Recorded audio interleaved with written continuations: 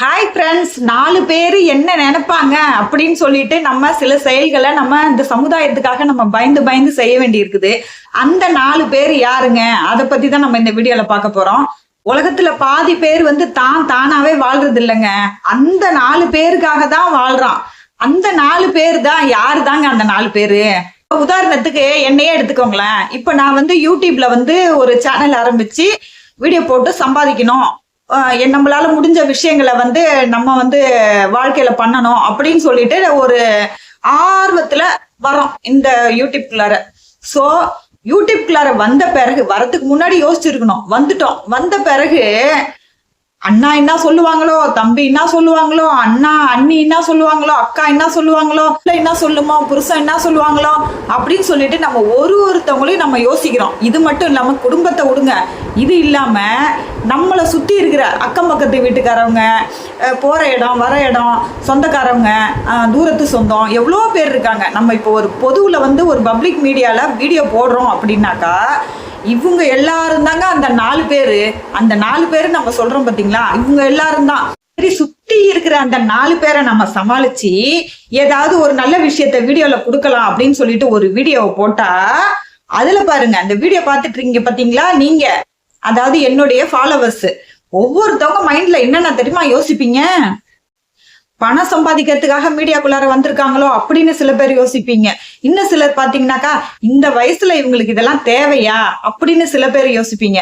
இன்னும் சிலர் பாத்தீங்கன்னாக்கா இவங்க என்ன பேரழகியா, இவங்க எல்லாம் மீடியால வரலன்னு யாரு கேட்டா அப்படின்னு சில பேர் யோசிப்பீங்க.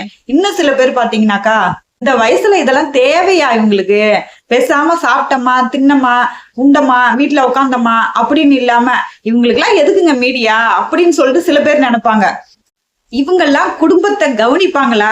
இவங்களுக்கு எல்லாம் புருஷன் புள்ள எல்லாம் இருக்குதா?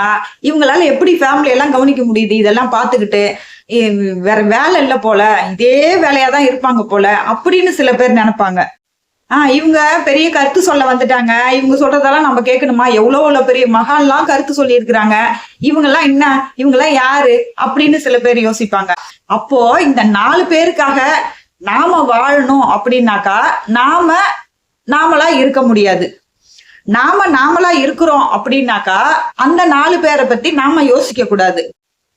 இதே யூடியூப்ல ராஜா வித்யாலயா அப்படின்னு சொல்லிட்டு ஒரு பிரதர் இருக்காரு. அவர் ஒரு வீடியோல சொல்லியிருப்பாரு, வாயுள்ளவன் வடை சுடுறான் அப்படின்னு சொல்லியிருப்பாரு. எனக்கு வாய் இருக்கு, நான் வடை சுடுறேன் அப்படின்னு சொல்லியிருப்பாரு. எனக்கு ரொம்ப பிடிச்ச அந்த வார்த்தை, அவர் சொன்ன அந்த விதம் எனக்கு ரொம்பவே பிடிச்சிருந்தது. சோ அதைத்தான் நான் சொல்ல வரேன். என்னன்னா, வாயுள்ளவன் வடை சுடுறான், எனக்கு வாய் இருக்கு, நான் வடை சுடுறேன். அது மாதிரி திறமை உள்ளவங்க அவங்க திறமைய யூடியூப்ல காட்டணும்னு நினைக்கிறாங்க. சோ இது எனக்காக போட்ட வீடியோ மட்டும் கிடையாதுங்க. ஒவ்வொரு யூடியூப்ல வர லேடிஸ்க்காகவும் தான் நான் குரல் கொடுத்துருக்குறேன். சோ நல்ல விஷயங்களை சப்போர்ட் பண்ணுங்க ஃப்ரெண்ட்ஸ். நீங்க எல்லாம் இல்லைன்னா இந்த யூடியூப்ல நாங்கெல்லாம் கிடையவே கிடையாது. அது ஒரு உண்மையான விஷயம். சோ நெகட்டிவ் விஷயங்களுக்கு மட்டும் தேடி போய் கமெண்ட்ஸ் போடுறது, லைக் போடுறது, பாக்குறது, இந்த மாதிரி நிறைய யூடியூப்ல இருக்குது.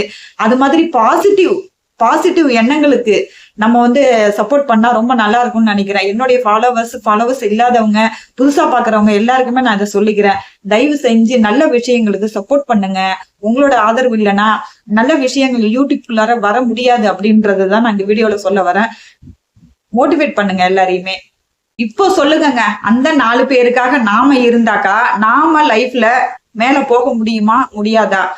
எல்லாருக்குமே நாம நல்லவங்களா இருக்கணும்னா நாம நடிக்கணுங்க. நடிச்சா மட்டும்தான் எல்லாருக்குமே நம்ம நல்லவங்களா தெரியும்.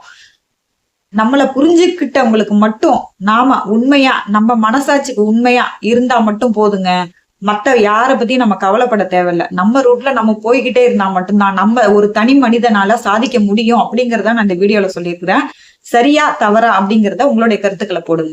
பார்க்கலாம். தொடர்ந்து பார்க்க சேனல் சப்ஸ்கிரைப் பண்ணிக்கோங்க, லைக் பண்ணிக்கோங்க.